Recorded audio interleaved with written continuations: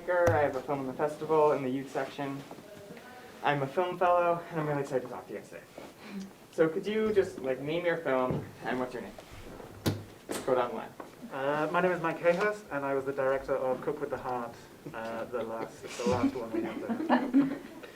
I'm Joseph FUSCO. I had OTB Finish Line, which was the first film that we saw today. I'm John RIDDLEBERGER, and I directed The Memory Trade and also The Clap. I'm Joseph LYMOUS. I'm one of the 3 co-creators of The Clap, along with John RIDDLEBERGER and Rachel Balkanoff, who is not with us today. She didn't die, though. She's not dead yet. Okay. She's still alive. Somebody cook her? My name is Ian Phillips, and I directed Alive by Accident, the story of Mayday Hardware. Nice. So how did you guys get the idea for your film in some way? And once you had that idea, how did you start to put it into fruition? So Cook with the Heart was, my birthday was another pandemic quarantine thing. So I thought small group of people, who could I spend that birthday with, who would want to make a 48-hour film. So we literally started work 7 o'clock on a Friday. I put some stuff in a hat that I was interested in kind of looking at and playing with. And then wonderful cast, Natalie, Dan, and our producer, Allison. We just kind of riffed on this idea, came up with this idea. Dan wrote a great script, and then the Saturday we shot. We just filmed, we improvised a bunch, and then we just kind of saw what we had at the end of it. And you shot it in 48 hours? We filmed it in one day. There was, and yeah, we had 2 takes per scene. And Dan and Natalie, fantastic improvisers. They're also married. Natalie's also a vegan. So it's a very weird film. It's very, very odd. But no, to kind of just let them have the space to kind of play and explore and improvise in that way. And then in the edit, we just kind of saw what happened. I could really see that. I could really it was a film driven by the performance. So my documentary was about off-track betting, New York's legal betting institution on horse races. And the idea for the film for me came because I was an employee at OTB. I collected bets over the phone. I guess you could sort of colloquially say I was a bookie, which is a far more kind of cool way to say I was a telephone betting agent. And myself and 1,200 other people lost their jobs on December 7th, 2010. And as a filmmaker, I was fascinated by what is the story of this very bizarre, uniquely New York City institution. And as a now unemployed person right before the holidays, I was pissed off as hell because I didn't understand why we were all out of a job literally in the middle of the afternoon on a Tuesday. And so it was done by the skin of our teeth and kind of not really knowing what we were doing, and we just sort of started filming closed betting parlors around the city. And I joined an OTB Facebook group and started connecting the dots, and then the story was unfolding in real time as we were making the movie, so I didn't know where the story was going or when it was going to end. So it did take about 5 years to make. The Memory Trade, I've kind of called it a parable. I wanted to make a story that was simple and straightforward, but also contained some complexities in it. It was conceived during the summer of 2020 when we were at the height of the Black Lives Matter protests. I think we've had a lot of reckoning in the past year and a half around the stories we tell and who gets to tell the stories. And as a white creator who has had a fair amount of privilege in my life, I wondered how I could add to the conversation without detracting or speaking for people that are not me. So I made The Memory Trade. And for me, it's a story about the simple ways in which we can help lift those who are marginalized or are at the kind of bad end of our destructive systems that we have, that we're all a part of. And I wanted to do it in a fun way, in a colorful way with fun characters. And so that's what I tried to do. And it was during pandemic, pretty much height of pandemic. And so it was all filmed in my bedroom, which I don't know how that happened. But Mike is a friend and a neighbor, and he came on as the director of photography. Joseph is my partner, and he was there to do whatever else was needed, perform puppets, make some props, all of it. So yeah, it was sort of a challenge I set before myself to tell a story that was important and fun, and also to try and create a landscape on one corner of my room. So Amazing. Pretty amazing. The clap came together through a few different channels. So first it was the pandemic that brought John, myself, and our partner Rachel together, like we cannot leave each other together. And then the character was created. The cardboard puppet was created through John's vision, and Rachel came together and they created the thing. And then we all agreed to be a part of the 48-hour film festival with the Los Angeles Puppet Guild. And the prompts for that festival was cardboard, hope, and jump. And we already had the character, which was made out of cardboard. We only saw hope in one space, and that was in the 7 p.m. clap, in which we were noticing that there were other people out in the world besides just the three of us. We all were coming together to celebrate the few people in the world who were helping us get through the pandemic. And then the jump kind of came through the mechanism that this character creates throughout the film. Yeah, that's kind of the origin of it. And we're really excited. We've actually started developing it into a series as well, and we're pitching that out to networks, which has been really exciting.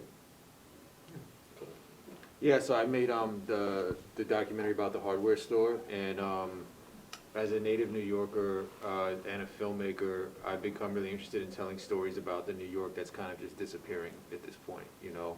So before COVID had happened, I had gone into this hardware store, found out that this guy, you know, was kind of an anchor in the community. And for people that are from New York or have been here for a while, those kind of places don't, and people, those kind of, you know, businesses and business owners don't exist anymore. You know, they're very few and far between, especially in a neighborhood like Prospect Heights, which has really become very gentrified. And so that element was really interesting to me. And then during COVID, I felt like if we can film during this time, it's this interesting kind of like overlapping of past and present, right? It's like him going through history, but also dealing with something in the present. So we shot in a few days, and that's essentially why I wanted to make the film, because I felt like we were capturing this moment in time in his hardware store where it became kind of like a safe haven. It became kind of an essential business where otherwise it would just be a place to buy hardware. Yeah. How was shooting in the pandemic? Like, how did that work, and how did the sort of outside world of the pandemic maybe influence your films? And for those of you who shot in New York, how did New York almost influence your filmmaking? And maybe we can go the other way this time. Mm-hmm. So yeah, I mean, for me it was fairly easy because I like to make films, these types of films by myself. Anyway, I work alone, so shooting during the pandemic was actually pretty simple and you know, almost kind of exciting actually. While everybody was out, while everybody was stuck inside, I was out trying to make a film.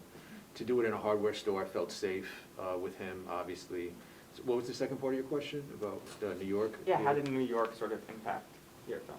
Yeah, I mean, the film is tries at least to be about New York. You know, it's using this kind of like microcosm of a hardware store to look at the macro, which is New York, and it's these, you know, businesses don't exist in a vacuum, right? They exist in neighborhoods. Neighborhoods exist in boroughs, and boroughs exist in a city. So I really tried to start with the hardware store and then kind of branch out and make it about, similar to what Joseph said, you know, make it about New York City in general, and with his storytelling, access to stills, access to archival, you know, footage. I hope that it becomes a look at what New York was and what it is now, you know.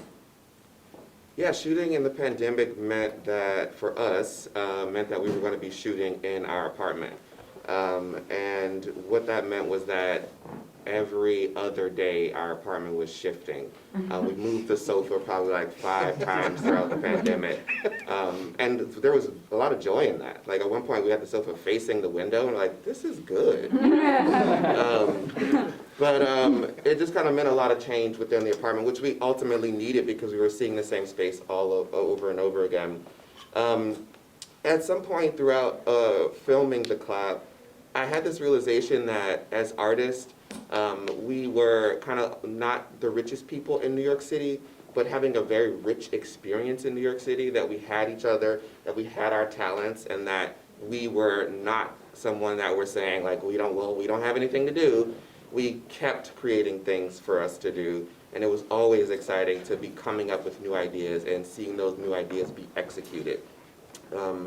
And I think we're all transplants. None of us are born in New York, but all of us have been here for a very long time. I've been here for 15 years, and it was very important to me that I did not leave this city because of my passion for it, because it allows me the space to be the creator that I am. And I'm very happy to have stuck through this pandemic in this place that I now call home. Yeah, I mean, the Memory Trade and the clap were filmed in the same apartment. And the Memory Trade was funded by Heather Henson's Handmade Puppet Dreams. She's one of Jim Henson's daughters.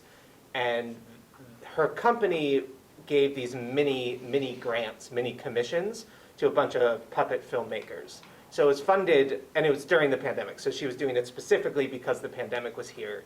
So we had a little cohort of us who were making films across the country, kind of side by side, and meeting every month. But when it came down to it, I was alone in my apartment, toiling away with cardboard and paint. And Joseph was always offering to help, but I didn't quite know what I needed help with. And then when it came to filming, Mike was willing to enter the inside space with us. And we had protocol around that. We had a 95 mask. We kept the windows open. It was very cold. And we just tried to do everything we could to keep it safe. We did tests, all that kind of stuff. And then, I mean, I don't know if New York City exists in my film, but it was the product of the space I had, which is a very New York thing. You sort of make the best of what you can do. And I said this before, I don't know how it happened. I don't know how we made it work, but we did. And yeah, I'm very grateful to these two for that. Well, I didn't film during the pandemic. I had filmed in between 2011 and 2015.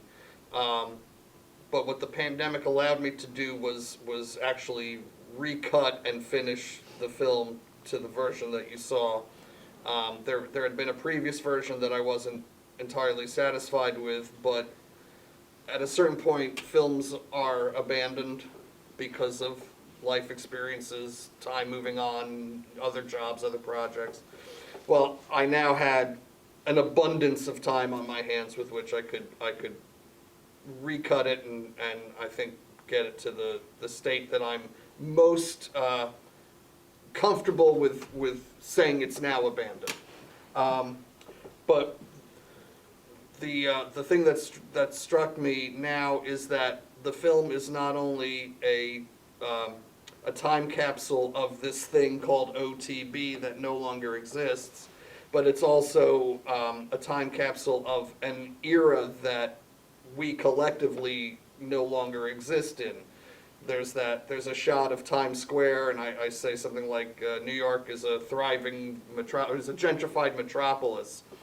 And it didn't occur to me like, oh, nobody's wearing a mask in that shot because we didn't need to. And we've all been so influenced in our moment-to-moment lives by the experience that we collectively just had for the past 2 years, that to see an example of life before that is sort of like jarring, and it is literally a completely different era, which was of course a completely unintended result in my film.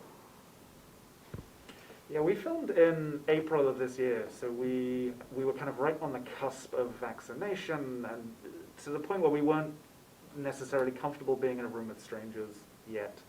But I was really keen to make a film that wouldn't look like a pandemic film, and I don't say that in any kind of derogatory sense. It's just, you know, I think the work that comes out of this particular time is going to be, we're going to know it was made here.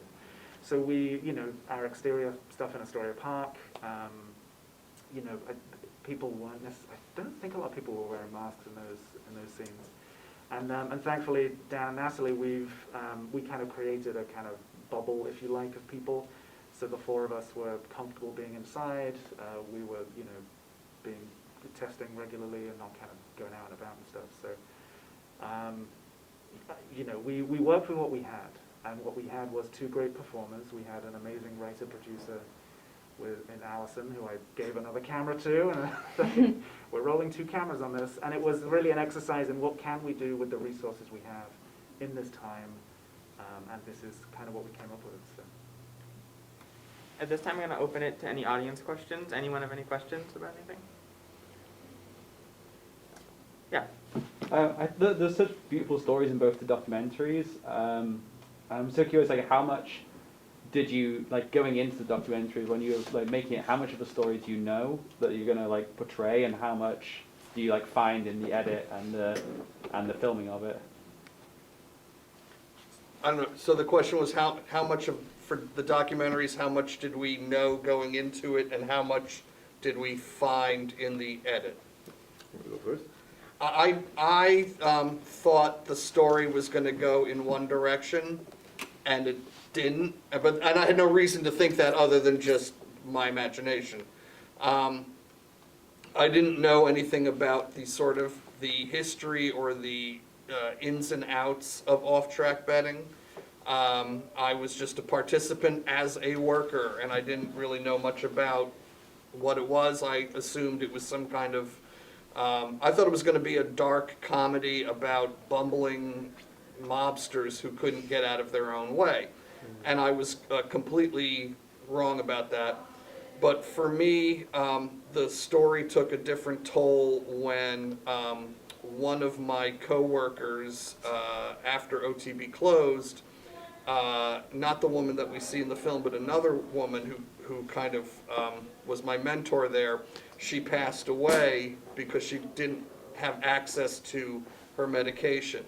And then another guy who I had asked to be in the film but died before he could make it to the interview because he lost his health care and he couldn't afford his heart pills. So all of a sudden, the story took a very life and death kind of direction that I was not expecting, and that the stakes for me the stakes of the story became much greater. Yeah, so I have a kind of a little bit of a different type of film because it's my film is not necessarily story driven. It's really a character profile. So the process of making the film and editing the film was really about peeling back layers of his character through storytelling. The only real story plot point is COVID, right? And I had obviously known that would be, you know, a little bit of an element, but mostly it's just a process of kind of excavation, right? Like, all of a sudden you open up a photo album and you say, wait a second, why is that fire person, you know, in Santa Claus? What's going on here? And then that becomes a thing to go, kind of a trip down, you know, a path to go down. And then all of a sudden he says, well, I have a video of it too, of this guy in my basement reenact, you know. There's just, you just keep peeling back layers and finding things.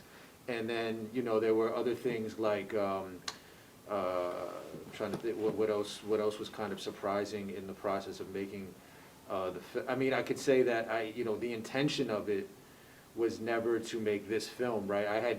He had told me that he was writing a book about his life, and I mentioned that at the end of the film. So I said, okay, that's really interesting, because this guy, how many business owners write books about their life? You know, this guy obviously thinks that he's very important, so let me read what he's written. And so I kind of pitched the film to him as, okay, well, if, you know, your book is a little bit all over the place, let me just interview you. Let me just ask you some questions. And then through the interview is where you start to realize, okay, I'm gonna go into certain kind of like, you know, valleys in the process. There's, in terms of the edit, finding things themes, like, there was a point where in the beginning of the film, where he grabs nails and he says, you used to be able to buy these in a 1 pound bulk or something, and he says, things are constantly changing. So when I saw that in the edit, I thought, okay, this is a nice scene to start with because it lays the groundwork for the theme of change. It's not about nails, it's not about hardware, the film is about change. So, and that's kind of how I approach editing. I try to find moments where there's just a constant theme throughout. And for me, this whole film is really about change. Even when he goes downstairs to the, he said during the film, oh, I should take you down to the basement, and I thought I was done with the film. He's like, well, I should take you down to the basement. And all of a sudden I see a coal-burning furnace that's been there since 1900. I said, okay, well, now I have to come back and film this. And that's just, it's annoying, but it's also, that you think you're done, and then all of a sudden this guy has more stories, and it's just, but it goes along with the theme of change, so you're never really done. I could have made this into a much longer film, but I'm happy with what I have now, and that's, anytime, I think we all have a friend or a relative that is just full of stories, they never end. I think, I wish Jerry was here today, but he is a guy that can just talk forever, and for a documentary filmmaker, that is a good problem to have. Did you know him beforehand? I knew him just as a guy who sold hardware. Okay. I lived in the neighborhood and I went in there a lot and we just kind of exchanged banter. But I had read this great book about New York City gentrification, which I highly recommend, called Vanishing New York, and it's by a guy named Jeremiah Moss. And when I read that book, the book focuses a lot on businesses that have been displaced and disappearing. So when I went back, after I read the book, I went back in there and thought that he might have been one of these people that this author is trying to kind of preserve. And when I got to talking to him and realized that he had been there for 50 years, when he tells me the story of being a kid and working, I'm just like, this might not end up being a great film, but there is something here, and like similar to off-track betting, this is I remember off-track betting growing up in New York. These are places that just, they will be gone, Yeah. and the only things that we have to preserve them will be films like this and photos, and that's it. Okay, I have one final question.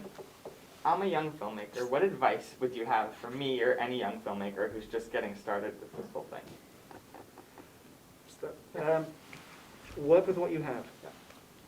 You have a phone with a camera, make a film with the phone.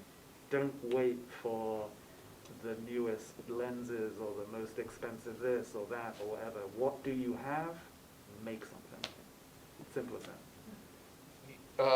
Making a film, you have to be a little crazy and prepared to sacrifice your time and your bank account. The problem with making a film, there's nothing I want to do more than that, but you have to understand that the hours are terrible and the pay is awful. And if you're good with that, keep going. Yeah, I think it's important to know that you're going to keep learning and that it's all problem solving, and you don't know what you don't know when you don't know it, but when you know it, you know it. That there's like, thank you. Yeah, I think it's an experiment, and I think in my life there are things I look at in my artistic development where I'm like, I didn't think I was good enough at this, and so I didn't develop that skill. But then you start doing it, and you learn it. And so I think allowing growth and allowing experimentation will always make you better, and you're going to be better at filmmaking in 20 years than you are now. So let yourself be where you are now, and keep learning. I would say tell authentic stories. I think as young people, especially as young artists, we get trapped in this like, wouldn't it be cool if, or I would like to see this thing, or I think people would be interested in this, versus telling a story authentically, which is automatically going to resonate with people even more. I feel like it's kind of like what these guys are talking about with the documentary stuff, where you're capturing life and you may have an idea of where you think this thing is going to go, but instead of trying to drive it, allow the authenticity to be there and to drive the story. And I think people automatically, just as humans, we automatically connect with authenticity. So yeah, sticking to driving towards that. Yeah, I would say one thing that's helped me as a documentary filmmaker is finding the films that I really love, researching everything about how they're being made, listening to every interview with the filmmakers, and really, you know, that to me can be film school Yeah. right there, you know. Cool. And don't let your perception of somebody else's success influence how you feel about where you're at in your development, because that can be an absolute soul killer, and you don't need that distraction. Yeah, thank you so much for those wise words. I got a lot to think about. I think that's all the time we have, so.